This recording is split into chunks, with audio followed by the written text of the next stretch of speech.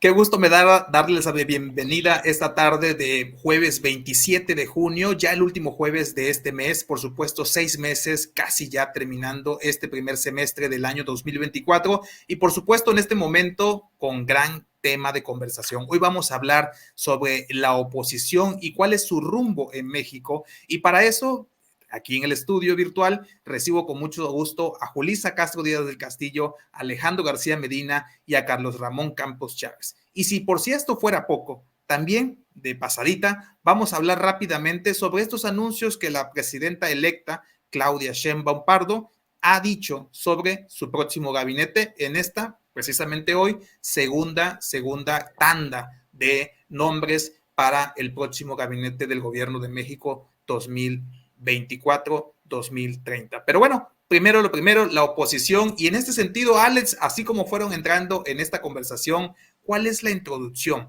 ¿Cuál es tu opinión respecto a la oposición en México después de este 2 de junio? Adelante, Alex.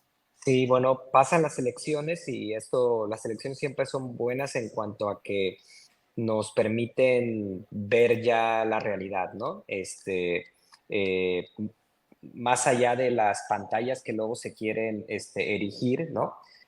Ya a la hora de la verdad y ya se puede hacer bien el cálculo de qué es lo que representa, ¿no? Realmente políticamente cada uno, ¿no? En ese contexto, pues las elecciones dejan el saldo de una oposición fragmentada. Se acaba la alianza PRI-PAN-PRD, el PRD pierde su registro, el PRI-PAN, en palabras de sus dirigentes, ponen en pausa la relación electoral, ¿no? Esta alianza electoral, que no significa que no se pueda reanudar en el futuro, y dicho sea de paso, ahorita ni elecciones hay, ¿no? Pero se toman distancia ambas partes. Está el tema también dentro de la oposición. Por oposición me refiero a todos aquellos que no están aliados a la Cuarta Transformación. Este, y tenemos ahí también a la Marea Rosa, ¿no? Este conjunto, pues no me gusta llamarlos ciudadanos porque ciudadanos somos todos, ¿no? Pero este conjunto de personas que como tal no se asumen como parte de ningún partido político, pero que apoyan y apoyaron, y eso hay que decirlo, apoyaron a Xochitl Gálvez, apoyaron a la alianza PRI-PAN-PRD, sin formar parte de esta misma, y, y ellos ya están, o se ha ventilado que están en pláticas como para evaluar la posible formación de un partido político, ¿no? Y por otro lado está ya lo que podríamos denominar como ultraderecha, o como derecha que sí se asume como derecha, ¿no? Que es el tema de Verástegui, por ejemplo, que no alcanza los votos, digo, no alcanza las firmas para ser el candidato independiente, y que eso nos puede dar una idea del tamaño, ¿no? Real que tiene esa opción política. Pero en ese contexto, ¿no? Se va a renovar la dirigencia del PAN, ¿no? El PAN, que es el partido más fuerte dentro de todo este espectro de oposiciones en México, es el partido más fuerte en cierto sentido, es el partido llamado a liderar, ¿no? Llamado a llevar la batuta, ¿no? De este esfuerzo opositor, ¿no? Y ahí hay varios nombres, ¿no?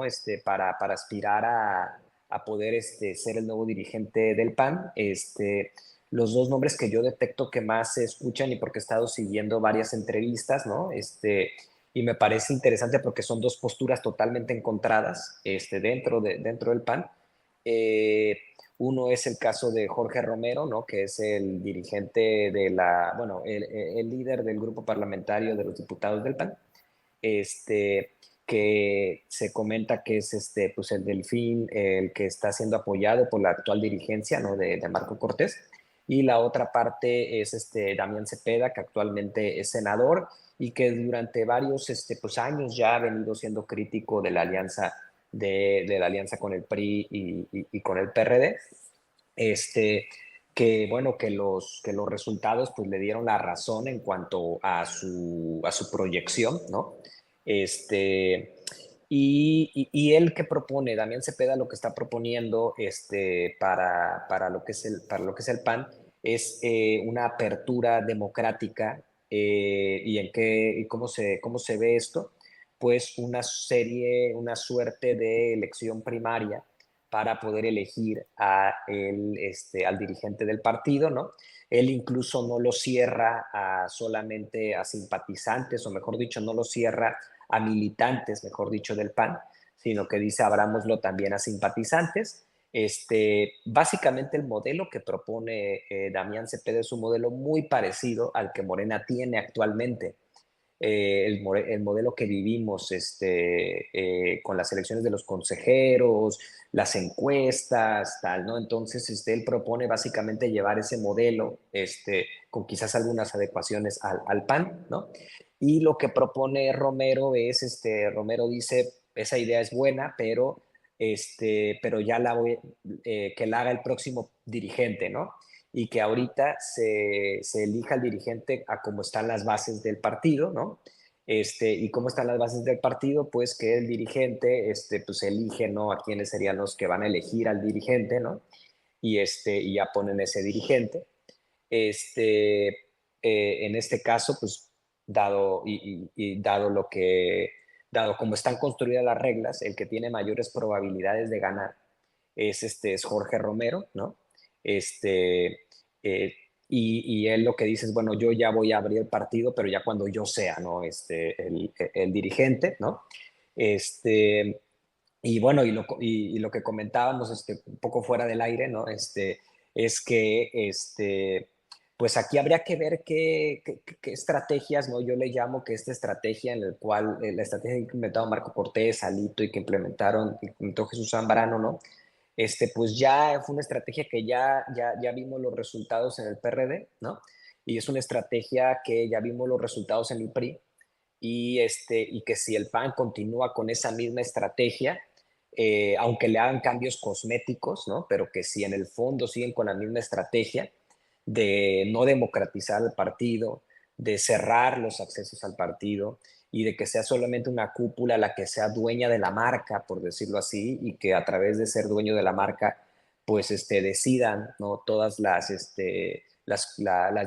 todas las decisiones sin tomar en cuenta realmente a la ciudadanía, pues ahí está muy claro el resultado que le va a esperar al PAN. Y en ese sentido, pues retomar, ¿no? Lo que comentaba el presidente Andrés Manuel López Obrador cuando decía que México, no cabe duda que el pueblo de México es bendito, refiriéndose a Claudia Sheinbaum, de que va a ser la presidenta.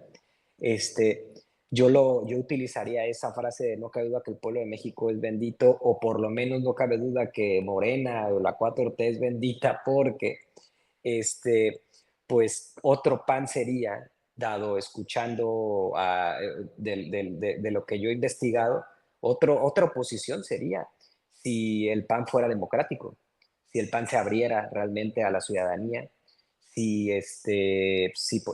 por ejemplo, y en el nivel discursivo que yo le escuché a Damián Cepeda, pues sería otro PAN, sería un PAN más fuerte, sin duda, sería un PAN con más contenido y sería un PAN con más arraigo en las bases territoriales, y con más, y bueno, y con más fuerza, ¿no? Quizás no habrían perdido tanto. Pero también en el lado del PRI, otro PRI sería si, por ejemplo, lo dirigiera perfiles como Beatriz Paredes, ¿no? Yo pensando, o sea, una Beatriz Paredes con un Damián Cepeda, enfrentando a la cuarta transformación, pues sería algo digno de ver, ¿no? Como ciudadanos, porque me parece que habría un nivel de un contenido mucho más fuerte y una planeación mucho más pensada en realmente ser oposición y no tanto pensado en lucrar con lo poco que nos queda, ¿no? Que es el caso de la estrategia que sigue Alito Moreno, Jesús Zambrano y Marco Cortés. Entonces, pues yo creo que se juega mucho el PAN y se juega mucho la oposición en estos momentos. Se juega su futuro, básicamente, de cara al 27 y de cara al 30. Y lo que veamos, esta definición de quién es el próximo dirigente del PAN, nos va a marcar qué va a pasar con el PAN en el 27 y qué va a pasar con el PAN en el 2030. Y yo, por lo que veo, no los veo con muchas ganas de cambiar, no veo a Marco Cortés con la altura de miras para decir, bueno, Una cosa son mis ambiciones personales y otra cosa pues es el futuro del partido, ¿no? Entonces, yo no tengo buenos presagios. Yo creo que va a ganar Jorge Romero y que van a seguir con esa misma estrategia y que esa misma estrategia va a seguir entregando los mismos resultados, y que la oposición se va a fracturar todavía más, y eso va a entregar todavía muchos peores resultados para todo el bloque opositor, pero todo puede pasar. En una de esas el PAN se abre democráticamente y lo mismo sucede con el PRI y de repente tenemos una gran oposición y sería algo que todos deberíamos de celebrar, de que pudiéramos elevar el nivel de discurso político en este país. Gracias, Alex. Sin duda alguna, por supuesto, es un tema profundo de analizar. Como referencia, esta misma semana tuve una conversación con el expresidente del Partido Revolución Democrática, Partido de la Revolución Democrática en Tabasco, el extinto Partido de la Revolución Democrática a nivel nacional, y que ahora inicia su tramitología hacia un partido local que será el PRD Tabasco, ¿no? Que básicamente es lo que les queda en este estado y me parece que en otros 11 o otros 10 estados donde van a tener solamente registro local, y eso habla de una crisis interesantísima sobre ese partido de izquierda. Ese es por un lado. Bien decías tú el tema de Acción Nacional como primera minoría en el ejercicio de la oposición, que dicho sea de paso, mi comentario aquí sería en el sentido de que ese partido está envuelto en un andamiaje que pues aquí ustedes mejor que nadie también conoce, el andamiaje normativo, andamiaje de alguna manera diseñado para las cúpulas del poder, que pues evidentemente también le ha pasado al PRI,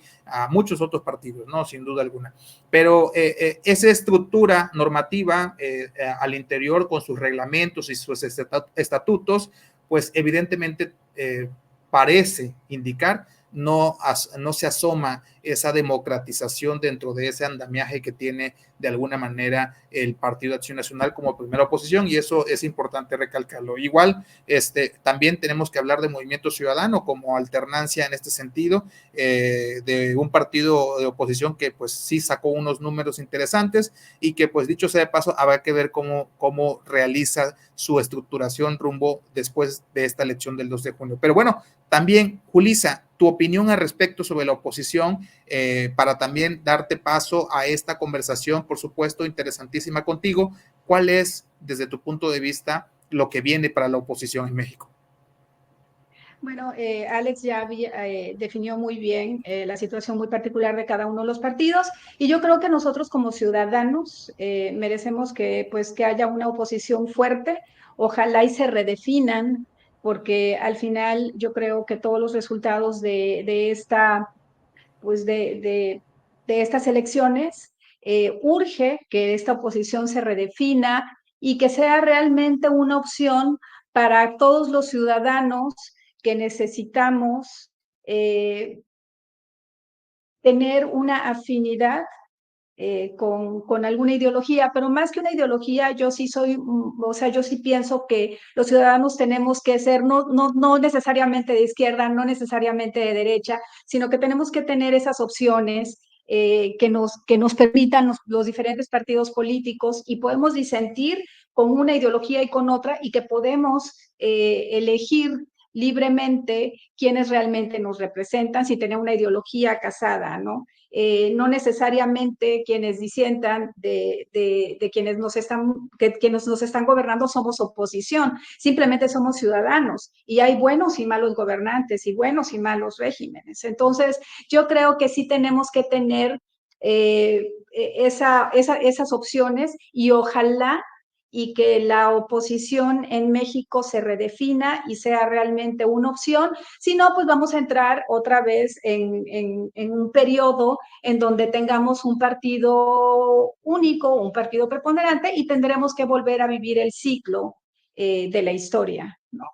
Pues eso es lo que yo pienso de la oposición en este momento. Es cuanto, mi querido Luis. Gracias, Julisa. Y fíjate que qué interesante lo que comentas, porque dentro de todo este andamiaje, y de hecho lo hemos platicado en algún momento, todos los que estamos aquí presentes, el tema también del reto que en su momento le deja también al partido en el poder con esta responsabilidad de tener una oposición debilitada, ¿no? Porque eso también será interesante en este andamiaje que ya vamos a ir platicando rumbo al final del programa. Carlos, en tu caso, desde tu perspectiva y con toda tu experiencia, por supuesto, indiscutible, sobre todo el escenario desde tu profesión también como abogado, constitucionalista y especialista en los procesos democráticos de México, pues viviste hoy más que nunca el tema de tu profesión dentro de la oposición y te da un andamiaje un poco más amplio de lo que nosotros quizá podemos tener. Y en este sentido, ¿cuál sería tu opinión al respecto del rumbo que tiene la oposición en México después del 2 de junio? Primero, muchísimas gracias, Luis. Aquí un honor estar con ustedes. La verdad que siempre es bueno la conversación que se tiene, porque con distintas perspectivas uno hasta llega a conclusiones distintas también, ¿no? A ver, en efecto, es cierto, yo viví una experiencia muy interesante como analista, como asesor político externo, por parte de, en este caso, la oposición. Me dio muchísima materia prima para entender los procesos internos en los partidos y ver qué es lo que realmente está pasando dentro de las maquinarias políticas. Eso es muy importante. Fíjense cómo lo voy a plantear, las maquinarias políticas. Y, porque, a ver, la nota te puede decir muchas cosas, ¿no? La nota en la prensa local, en la prensa nacional, pero lo que adentro uno está viendo y viviendo te dice la verdad de las cosas, ¿no? O sea, te permite como observador participante, ¿no? En mi caso, como asesor jurídico electoral, porque mi función fue como abogado electoral, yo les puedo decir que, como se lo dije, se los voy a plantear en 3 puntos, 3 tiros de precisión. Y fue una pláticas que he tenido con gente de la oposición, algunos fanatizados, fanatizadas, que manejan el mantra que hubo un fraude, y yo, la verdad, se los dije, a ver, con todo el debido respeto, pero si ya estás partiendo de ese diagnóstico subjetivo de que hubo un fraude, estás equivocado, estás equivocada, estás empezando mal la reflexión de la elección y la elección, las lecciones de esa elección. O sea, sigan en esa posición muchos de los que toman decisiones en la lógica del victimismo de que me hicieron trampa. Y como se los dije, tienen que reconocer que en 6 años no hicieron trabajo político, no hicieron trabajo electoral y no quisieron buscar candidaturas atractivas para las distintas posiciones que la gente, pues bueno, tuviera mínimo una alternativa de decisión política. Todas las candidaturas fueron sacadas, con mucho respeto lo comento, de la noche a la mañana. Una candidatura no se construye de la noche a la mañana. Una figura política no se construye de la noche a la mañana. Sí, mira, si algo hay que aprender a López Obrador, que creo que es quien mejor tiene el manualito, el handbook de cómo ser un opositor en el sistema político mexicano, es Andrés Manuel López Obrador. Y lo voy a comentar y fíjense que me voy a Morena, ¿no? La gente que ahorita está en Morena, y felicidades, digo, qué bueno, ganaron. Yo te decirlo, no ganaste por ti, ganaste porque Morena aún tiene el oxígeno para llevar a X o Y candidato o candidata a una victoria electoral, aunque no te conozcan en tu distrito, con honrosas excepciones. Hubieron varias demarcaciones locales donde perdió el candidato o candidata de Morena porque tenía antecedentes de no ser un buen cuadro para poder mantenerse, ¿no? Pero independientemente de ello, Morena es una bandera, es una marca que ahorita tiene una credibilidad importante. Y su principal liderazgo está en el poder, en la presidencia de la República. ¿Qué va a pasar con Morena cuando, ¿no?, se retire de la presidencia? ¿Qué papel va a jugar? Eso lo va a decir el tiempo. Pero ¿por qué comento eso? La oposición, oye, Morena no es oposición. No, exactamente. Pero a ver, es muy importante que se entienda, se dimensione el lenguaje opositor para seguir siendo vigente en la agenda pública nacional y local. Yo creo que los que hoy en día están en el poder en Morena deben de entender cuál fue el camino que los llevó a donde están y no perder esa mística, porque ese es el gran problema de la oposición hoy en día. que ellos siguen partiendo de un discurso de confort desde el poder, sabiendo que ya no están en el poder. No han sabido ser oposición. Por eso no saben hacer trabajo político. Y si el trabajo político se reduce a redes sociales, ir a entrevistas y acá a las reuniones entre su club de Toby entre ellos, ¿no? Y vamos a votar entre nosotros mismos porque aquí tomo, o sea, ¿qué es lo que está pasando en las dirigencias nacionales? Es su club de Toby. Entre ellos toman sus decisiones. Su oligarquía, solamente entre ellos se escuchen. Y cuidado que seas disidente, porque si no, no te doy una candidatura, ¿eh? Eso fue lo que le pasó al PRD. El PRD se asfixió solito. Era la oportunidad para el PRD para abrirse, inclusive no ir en alianza con ningún partido político, ¿eh? Porque yo creo que ese es el gran tema de la oposición. El rumbo, y ahí remato ya mi respuesta, ¿no? ¿Cuál es el rumbo de la oposición? Bueno, es que el rumbo ya no puede seguir siendo la estrategia del 18 con dos proyectos fallidos, el Va por México y el Frente por México. Puta, nada más le cambiaron el nombre a la... Se quebraron, son unos genios, diría Mitt. Se quebraron la cabeza. O sea, la oposición aquí en adelante tiene que plantear lo siguiente. A ver, ¿cuáles son los temas nacionales? ¿Cuáles son los temas regionales? ¿Cuáles son los temas locales?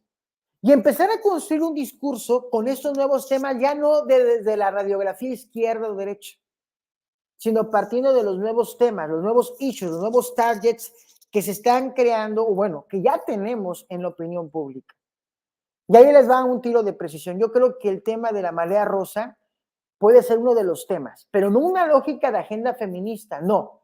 Creo que ya hay una agenda económico-social muy interesante que hay que analizar.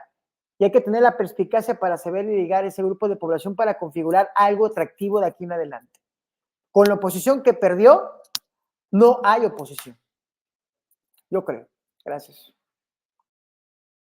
Gracias, Carlos. Y precisamente en este sentido, yo creo que vale la pena poder también ver el escenario, ¿no? Porque ya lo mencionó Alejandro, lo mencionó Carlos, también en cierta medida lo mencionó Julissa, sobre las figuras, ¿no? Al respecto de las de las diferentes oposiciones que existen. Y ahorita mencionaban un tema de marea rosa.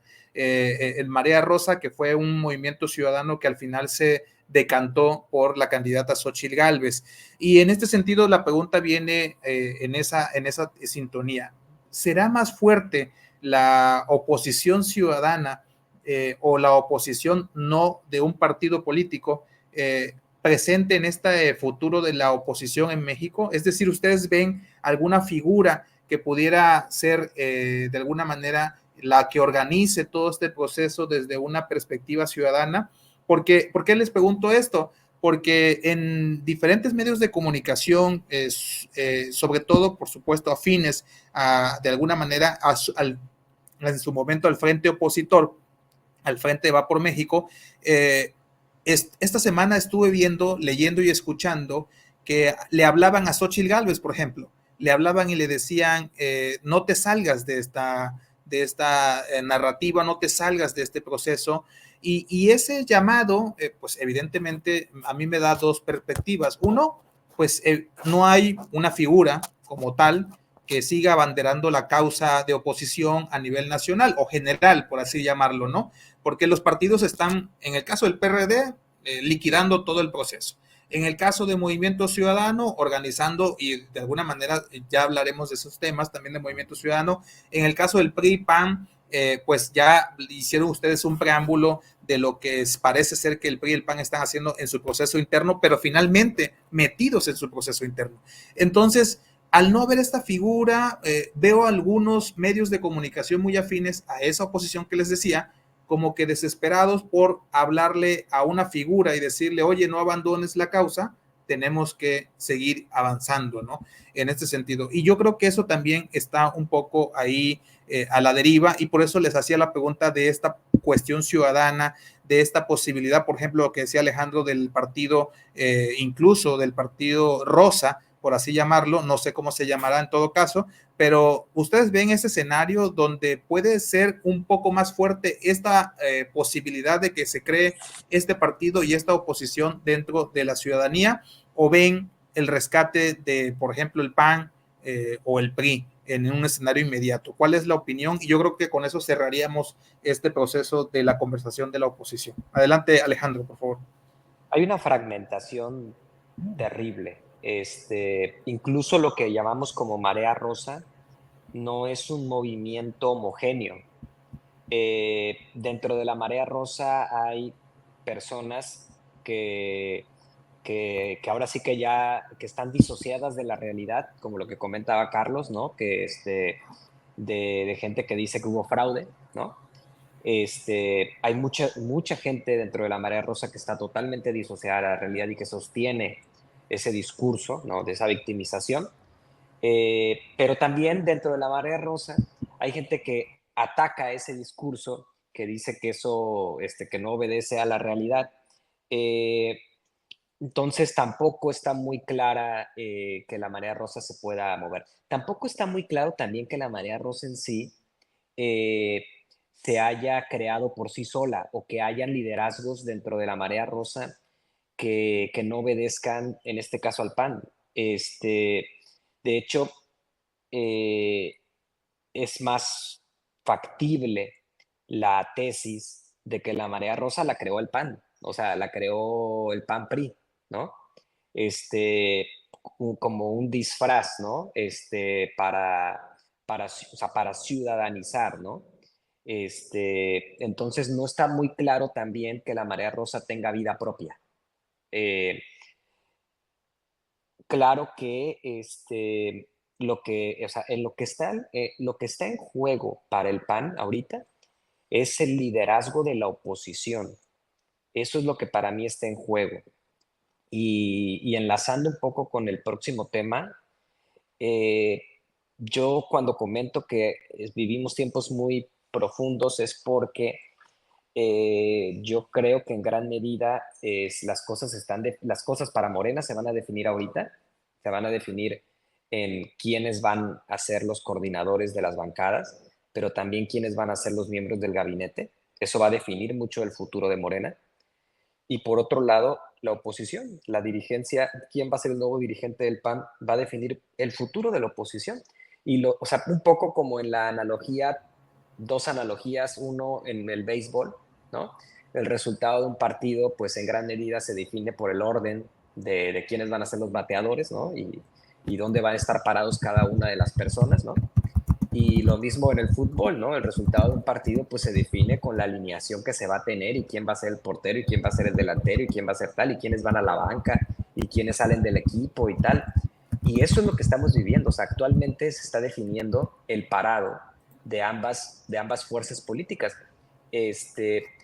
No vería, o sea, yo creo que el escenario más factible no es halagüeño para la oposición.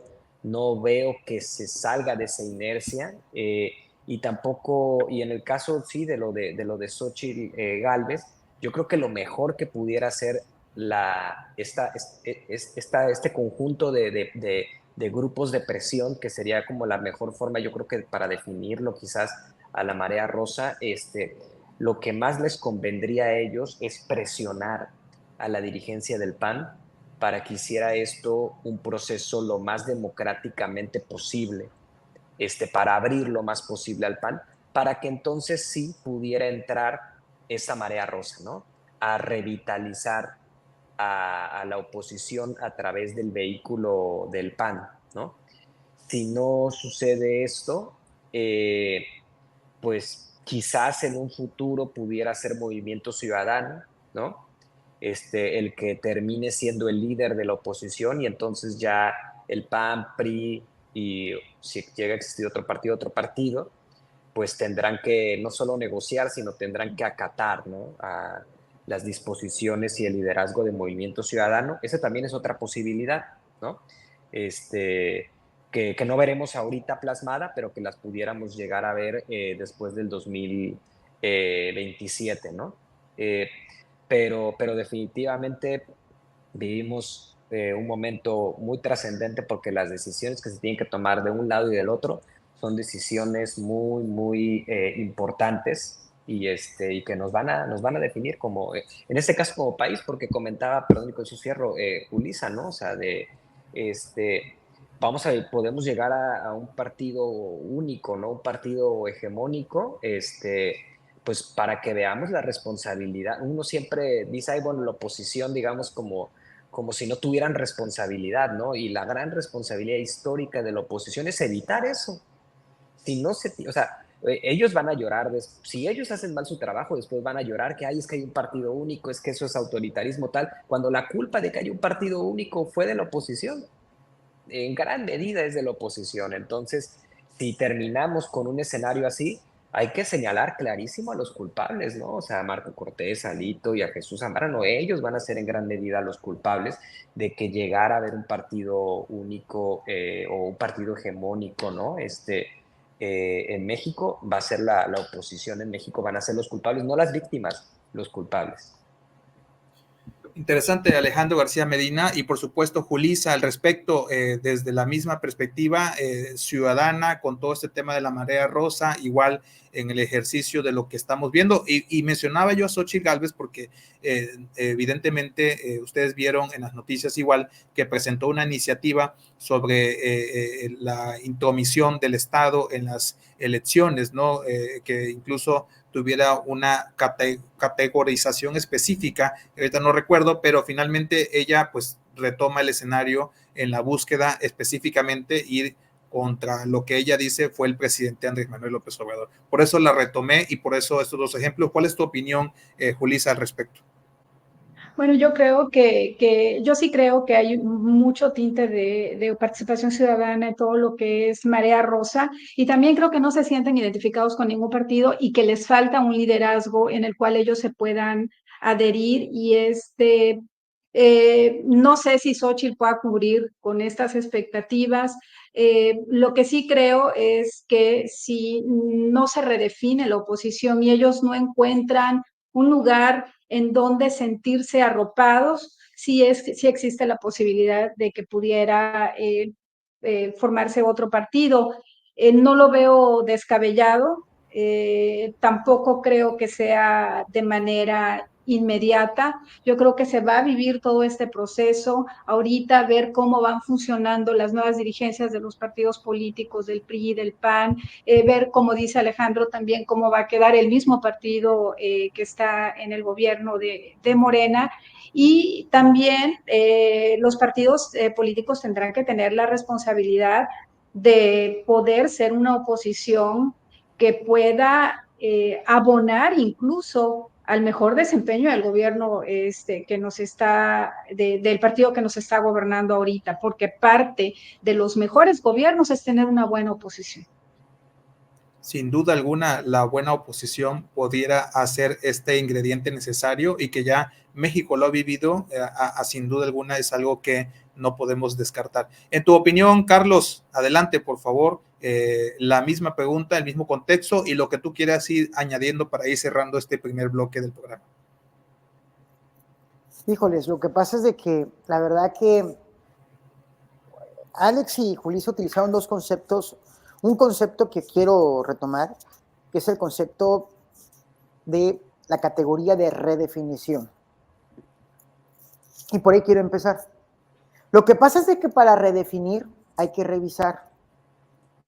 El problema de la revisión interna de estos partidos, que está configurado por actores que están tomando decisiones de manera unilateral, es de que no han querido revisar con un sentido de humildad y responsabilidad republicana el daño que le están haciendo tanto a lo que tanto defienden ellos, que es la democracia, y los partidos que dicen defender.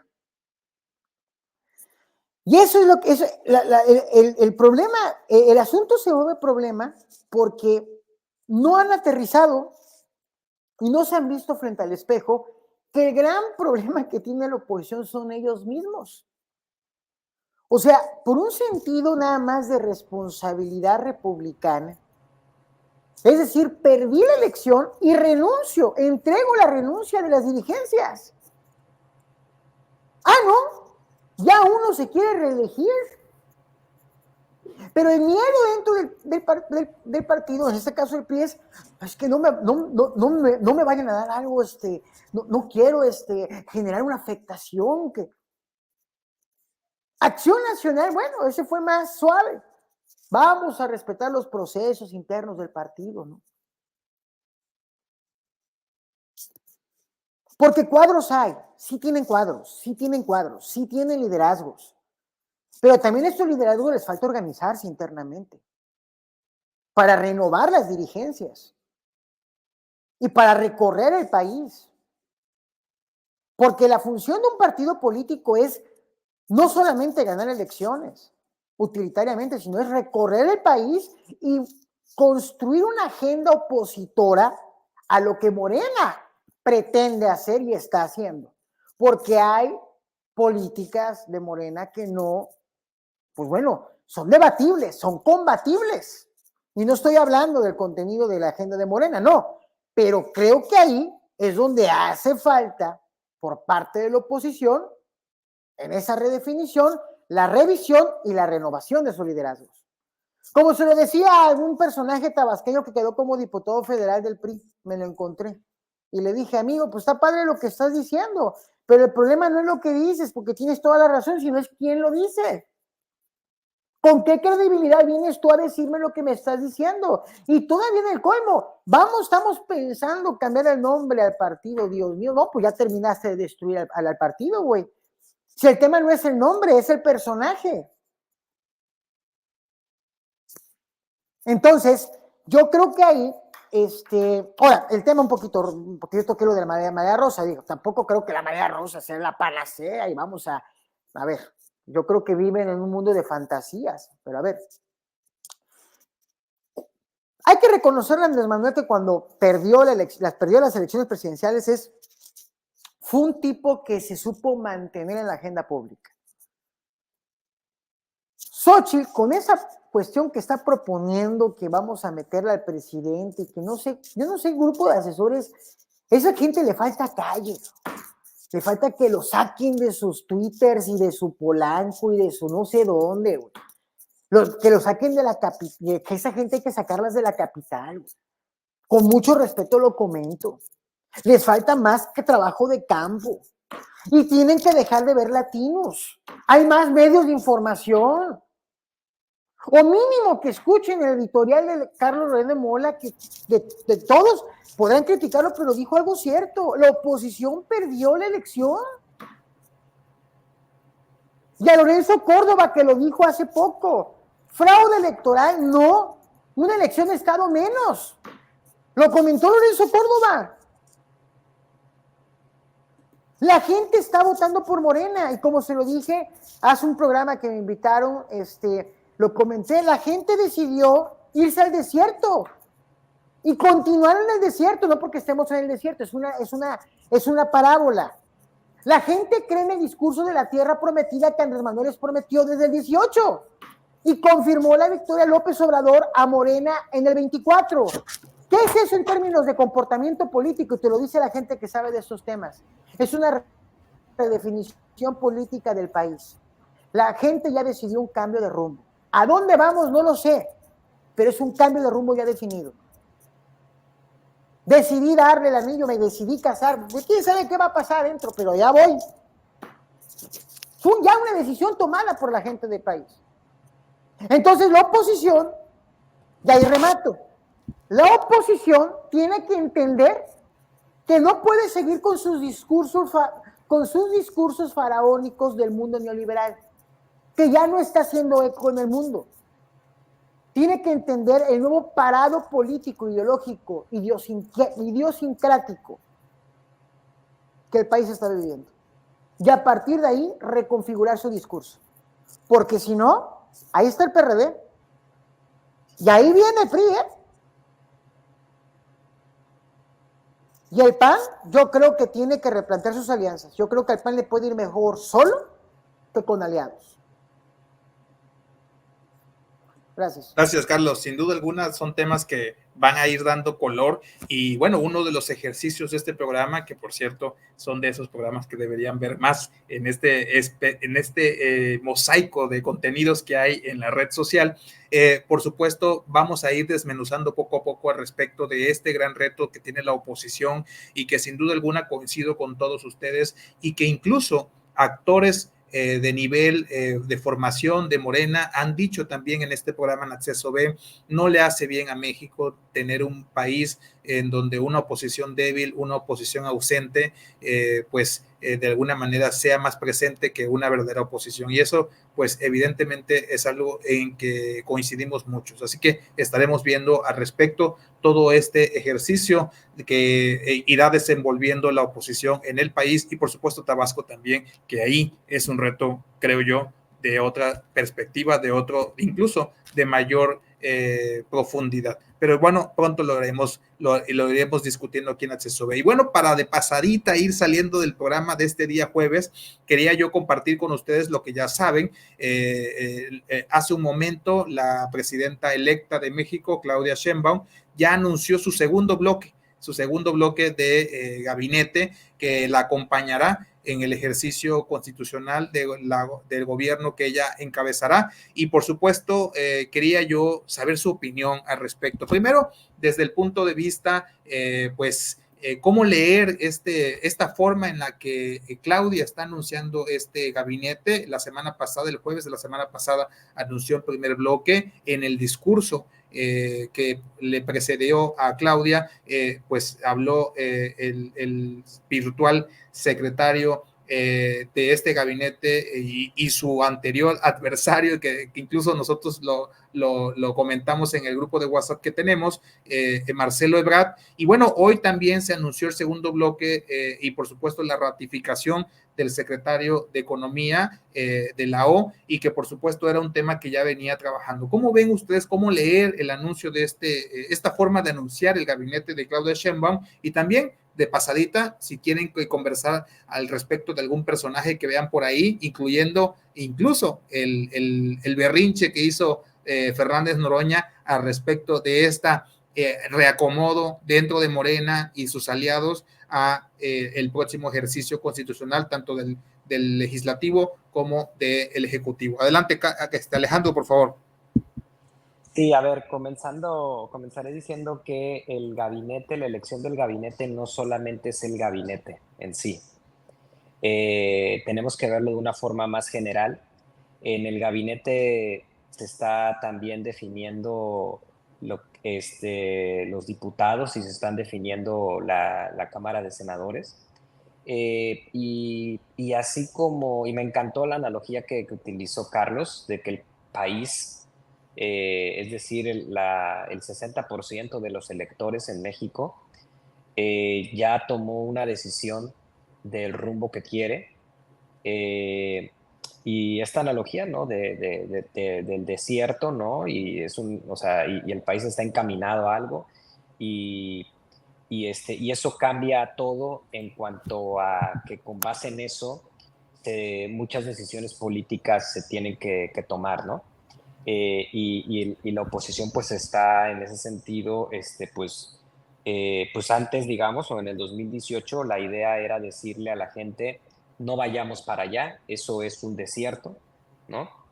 Y ahora se encuentran con que pues la gente no les hizo caso, ¿no? Y la gente no cree que sea un desierto, y que la gente en efecto quiere seguir caminando ese camino, ¿no? Por otro lado, el que guía, ¿no? El que guía a ese país, ¿no? También tiene cosas en la mente, ¿no? Y hay una serie de ideas que están ahí. Una de esas ideas muy fuerte es que el mayor peligro para Morena, el mayor peligro para el movimiento, es la fragmentación. Y esa idea es la que está ahorita. Para mí es la idea más fuerte que trae Claudia Sheinbaum y que trae Andrés Manuel, ¿no? Y los actores políticos más avesados lo saben. Y esa es la idea que jugó Monreal, ¿no?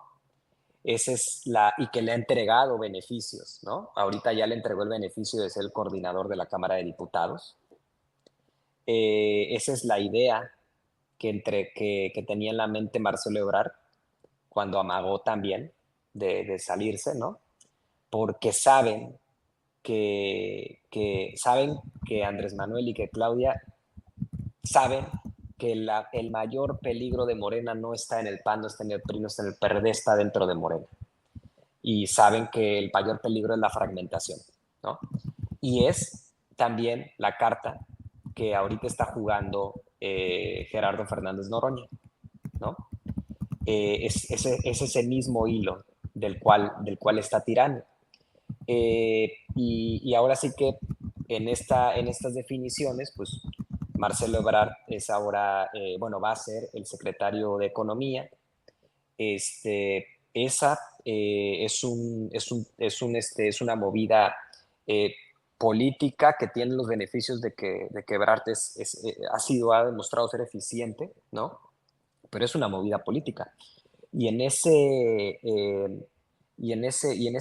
serie de movidas y en esta confrontación que ahora tiene Noroña incluso con el mismo presidente, pues se puede, una de las cosas que Noroña comenta, ¿no? Es el tema de que no se están cumpliendo esos acuerdos, ¿no? Incluso en el INE lo que comenta básicamente están diciendo, o sea, el presidente dice que esos acuerdos eran para Morena y saca el documento escrito y dice, ¿dónde está eso aquí? En el documento escrito. ¿Dónde está en la versión estenográfica del presidente de la mañanera? Que era solo para los morenistas. Entonces estamos diciendo que hay militantes de primera, militantes de segunda, ¿no? Y pues aquí hay un tema importante para Morena, porque fíjense, si el país decidió caminar hacia la izquierda y si el país decidió ratificar hacia la izquierda, eh, a ver, vamos a ser bien sinceros, Monreal no representa una opción de más izquierda. Ebrard no representa una opción de más izquierda. El país le está perdiendo el miedo a la izquierda y quien representa una opción de más izquierda, una izquierda más radical, por llamarla así, pues es Fernández Noroña, ¿no? De ese tamaño es la amenaza, ¿no? Que tenemos, ¿no? Pero aquí es la parte en la que yo veo más interesante, yo definiría, uno siempre confundimos el concepto de error, ¿no? Y creemos que el error es todo aquello que tiene consecuencias negativas, ¿no? Yo creo que el error es aquello que es inesperado. Uh-huh. Y las consecuencias negativas pueden ser por diseño. ¿A qué quiero llegar con esto? Me parece que lo que estamos viendo aquí es algo ya diseñado, no es algo que haya agarrado por sorpresa Claudia Sheinbaum, ni es algo que haya agarrado por sorpresa el presidente, ni siquiera es algo que haya agarrado por sorpresa Mario Delgado. ¿Por qué lo comento? Porque esto era un acomodo aquí se ve que hay una estrategia. ¿Y en dónde se definió esa estrategia? ¿Por qué pusieron a Marcelo Ebrard de senador? ¿Por qué pusieron al mismo tiempo a Adán Augusto de senador? ¿Y por qué pusieron al mismo tiempo a Gerardo Fernández Noroña de senador? Si solo uno de esos tres podía ser el líder de la Cámara de Senadores. Ya sabían que iba a haber un conflicto ahí. Uh-huh. Sacan al segundo lugar de lo que se había quedado comprometido, porque ahí estaban los compromisos, ¿no? Presidencia, primer lugar, segundo lugar, senadores, tercer lugar, diputados, cuarto lugar, gabinete, tal.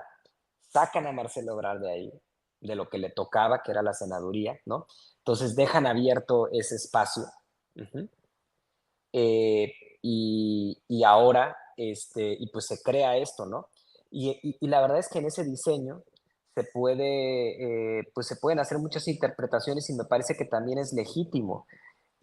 Por ejemplo, me parece muy legítimo que Andrés Manuel vea en Adán, por ejemplo, bueno, en Adán, una, una correa de transmisión, digamos, ¿no? Ve a un personaje que si Andrés Manuel le habla y le dice, oye, ¿cómo van las cosas, tal? O necesito que se haga esto, otro, tal, lo va a hacer, ¿no? Este, pero, digamos, pero Fernández Noroña no. O sea, no se ve que tenga esa disposición, ¿no? Como para acatar, ¿no? Igual Monreal es un personaje que ya está tan acotado, tan disminuido, que probablemente vaya a obedecer. Esa es la apuesta que al parecer se hicieron, ¿no? Entonces, la idea o el diseño que yo por lo menos estoy interpretando es que quieren tener pues las cámaras muy bien controladas, ¿no? Para poder pues hacer estas implementaciones. El tema es pues qué van a hacer con el caso Noroña, ¿no? Pero ya lo sabían, o sea, yo creo que ya hoy Claudia, si no es que ya se terminaron de reunir y ya debería de salir, pero quedó de reunirse hoy a la 1 de la tarde con él, ¿no? Con el diputado del PT. Y pues ahí se verá en la segunda parte del plan, ¿no? Que es en cómo acomodamos, que también le sea favorable y que vaya a aceptar a Fernández Noroña, ¿no? Entonces, eso yo creo que es muy, muy, muy interesante lo que se está jugando por parte de Morena. Y ya nada más para decir rápidamente del gabinete, pues el gabinete tiene gente muy probada, muy técnica. Se me hizo muy interesante que acaban de poner a Raquel Buenrostro como la secretaria de la Función Pública. El que sepa entender, pues, pues yo creo que aquí el tema es que así como Raquel fue implacable con los empresarios, no creo que no vaya a ser implacable con los políticos corruptos, por si se llega a colar alguno. Entonces el mensaje ahí de una lucha muy fuerte y eficiente contra la corrupción, se me hace que está dado. El tema de Rosaura, también decirlo que este tema de la Secretaría de Ciencia, no lo, probablemente no lo voy a decir bien, pero la parte de tecnologías de la información, innovación, humanidades, ¿no? Se ve que hay un diseño, se ve que hay un plan, no se ve una improvisación, no se ve como un antojo, sino se ve que hay una claridad ahí de que va a haber una política pública muy fuerte en ese sentido. Y recalcar que para mí lo más importante es lo que está vacío todavía. Y, o sea, ojo, o sea, al parecer va a quedar Adán como el dirigente del Senado, al parecer va a quedar Monreal como con la Cámara de Diputados, Ebrard en Economía, y está vacante la Secretaría de Gobernación. Y Mario Delgado ha hecho pues un trabajo importante, y ha tenido resultados importantes y ha tenido una legitimidad, pudiera ser una carta fuerte para esa secretaría. Este, pero incluso pudiera ser el mismo Noroña, sigue ahí vacante esa carta. Está la parte también de bienestar. Entonces, para mí lo más interesante de este gabinete es lo que queda por definirse. Y en ese sentido lo platicábamos antes, que son unos maestros de mantener a la población a la expectativa. Y pues es parte de la mística. La verdad es que veníamos de otros tiempos, ¿no? En el cual no se utilizaban estos procesos para mantener la expectativa. Han aprendido, yo creo que muy bien en cuanto al tema del show, ¿no? Y de mantener a la población así. Y y pues me parece que es una de las cosas que a Morena les ha dado resultados. Entonces, me parece que lo más importante del gabinete todavía está por venir.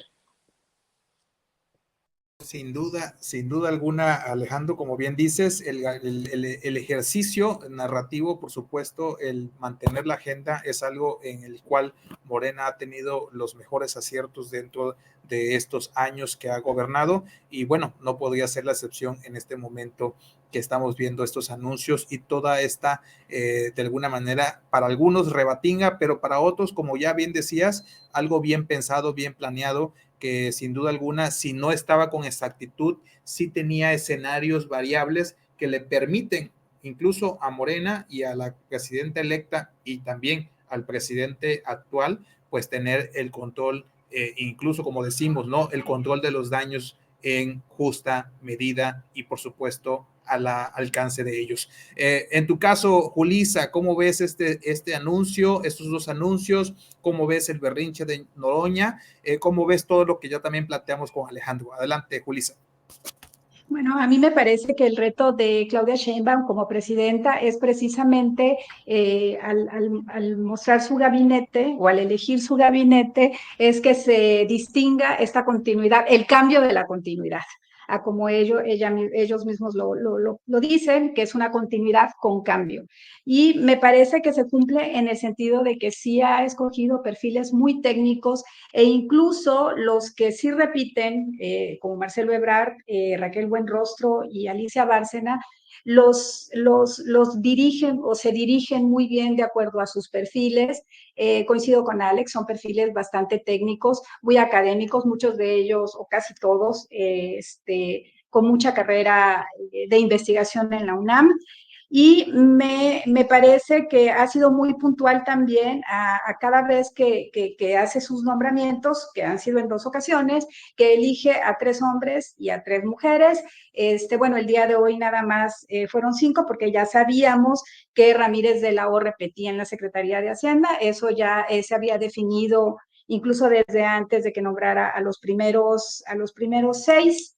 Y me llama mucho la atención que la edad promedio es un gabinete muy maduro, es un gabinete muy experimentado, ¿no? La edad promedio de los 6 hombres que está eligiendo es 70.6 años o 70 años y de las mujeres 66 años. Siendo la más joven, la secretaria de Energía, que es Luz Helena González, con 49 años, y la persona más mayor es el secretario de Salud, David Kershenovic, con 82 años. Entonces me parece un gabinete bastante maduro, me parece un gabinete muy experimentado, con perfiles muy adecuados, lo que sí, lo que no vimos en el gabinete anterior, o sea, habían perfiles que no precisamente eran como los más adecuados, pero los encajaban. Entonces, me parece que sí está logrando pues esta percepción, ¿no? De que sí es una continuidad y que, bueno, el cambio viene con perfiles más técnicos, más acordes con su plan estratégico de gobierno. Con respecto a Noroña, pues pienso que él en todo esto que está sucediendo está midiendo su capital político también y lo está midiendo bastante bien. Y yo creo que pues va a ver hasta para dónde le va a alcanzar o hasta para dónde le alcanza. Noroña no es ningún improvisado, es una persona que viene manejando políticamente cuestiones de izquierda, de una izquierda más radical todavía, como bien lo dice Alex. Entonces yo creo que en este momento él está cuantificando cuál es su capital político y seguramente va a ver hasta dónde le alcanza y sin duda lo va a aplicar, por supuesto que lo va a aplicar. Pues es cuánto. Gracias, querida Julissa. Y por supuesto, Carlos, adelante con tu opinión al respecto de este tema y para ir cerrando este bloque de opinión de este jueves 27 de junio. Adelante, Carlos.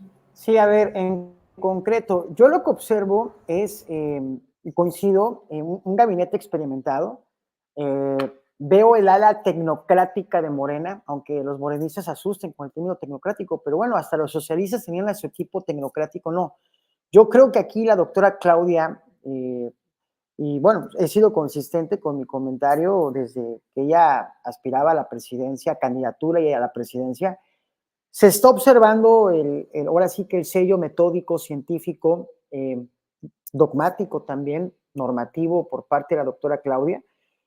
Un gabinete que muchos de los actores son doctores, muy importante comentar esa parte, tienen grados de doctorado en las principales universidades del mundo y obviamente el alma mater nacional, la Universidad Nacional Autónoma de México.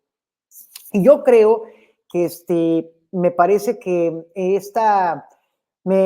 por ejemplo, el primer equipo, ¿no? que nombró, ¿no? El equipo económico de relaciones internacionales, me parece que se puede inferir que están programando los primeros 3 años del gobierno. Me explico, por ejemplo, ¿por qué a Marcelo lo mandaste a Economía? ¿Por qué al doctor Juan Ramón de la Fuente, que formó parte del jefe del equipo de transición y obviamente parte del equipo de la planeación del proyecto de la doctora Claudia? Pues son personajes que conocen, que han venido desde el 18, tienen el pulso de las relaciones internacionales. Y obviamente viene el gran reto, pensando que Donald Trump gane, que por cierto hoy es el debate Joe Biden con Trump, va a estar muy interesante para un tema hasta análisis también, pero más allá de eso, Trump puede repetir la presidencia y veremos a un Trump versión 2, pero ahora con experiencia política y con la posibilidad del tipo se quede 8 años en la presidencia norteamericana y que te va a redefinir las relaciones internacionales en el mundo, obviamente, ¿no? Entonces, tú ya tienes retos internacionales, una agenda internacional que tienes que atender y tienes que entender, y no puedes experimentar. Yo veo aquí mucho una continuidad en la lógica de ver las cosas, pero veo el cambio en la forma de darle tratamiento.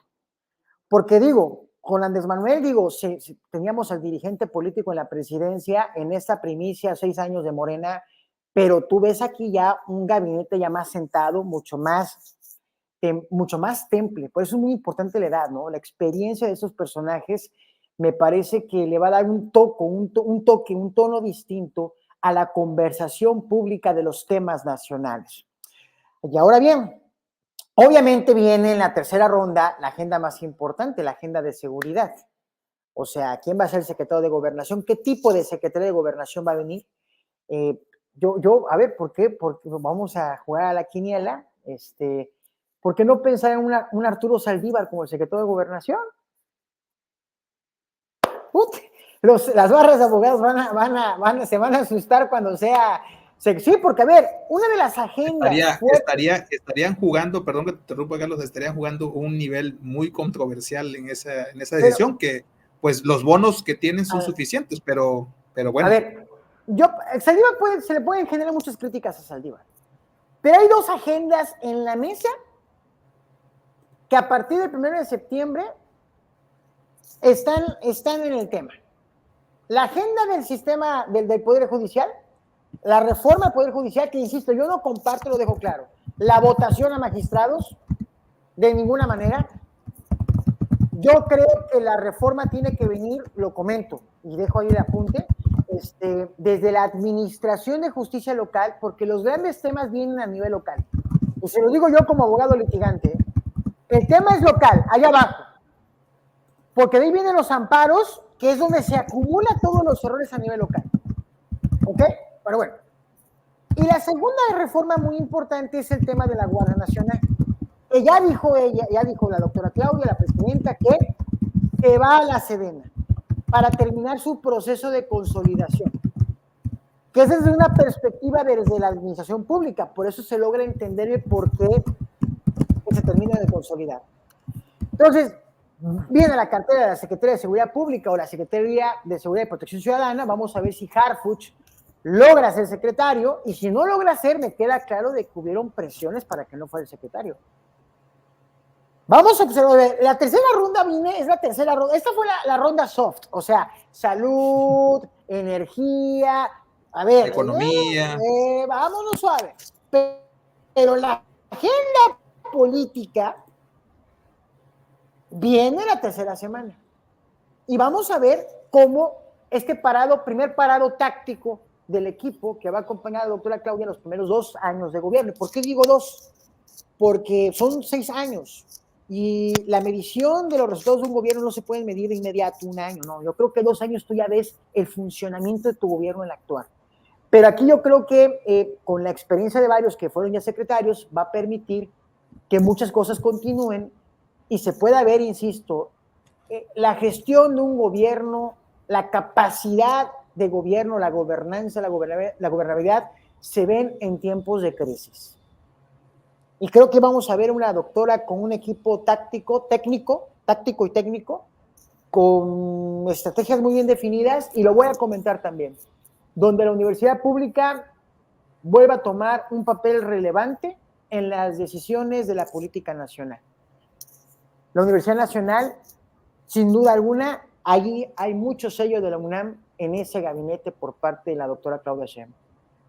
Y fíjate que ese puntual, tu último tema que pones como sello de tu conversación, Carlos, es de llamar la atención, tomando en cuenta que el presidente actual es emanado de esa casa de estudio y tomando en cuenta también que el presidente subió el tema de la UNAM a tribuna en muchas ocasiones dentro de su periodo de gobierno que todavía no concluye, ¿verdad?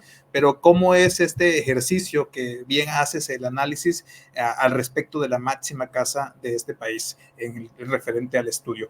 Pues no me queda más que agradecerles a todos, a ti, Julissa, a ti, Carlos, a ti, Alejandro, por haber estado con nosotros hoy en Acceso B en este programa especial que titulamos ahora Rumbo al Gobierno, esta mesa de análisis que por supuesto busca generar parte del contenido de la narrativa desde un punto de vista, por supuesto, objetivo, con datos reales al respecto de lo que está sucediendo en nuestro país y en nuestro estado. Muchas gracias, Alejandro, muchas gracias, Carlos, muchas gracias, Julissa, y pues a todos ustedes les mando un fuerte abrazo y por supuesto a ustedes que nos vieron y nos sintonizaron en Acceso B, les recuerdo que son parte importante de esta conversación, sean parte de nuestra comunidad en YouTube, ahí totalmente gratis, suscríbanse, eso nos ayuda y por supuesto nos da mucho gusto poder conversar con ustedes. Nos vemos pronto, amigos, muy buena tarde. Hola, ¿qué tal? Bienvenidos a Acceso B. Mi nombre es Luis Benavides y como siempre me da muchísimo gusto darte la bienvenida en esta tarde de martes en donde vamos a platicar de muchos puntos importantes de la agenda nacional.